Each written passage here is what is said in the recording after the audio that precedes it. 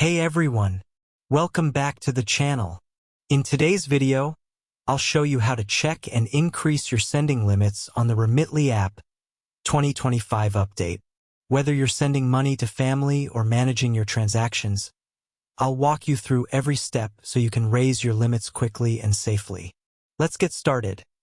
First is open your Remitly app to your device and log in. After logging in, click the My Remitly and click Increase Limit.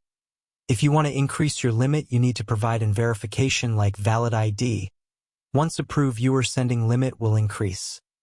And that's it. You now know how to check and increase your limits on the Remitly app using the latest 2025 update. If this video helped you, don't forget to like, subscribe, and turn on the notification bell for more updated money transfer guides and tech tutorials. Thanks for watching, and I'll see you in the next one.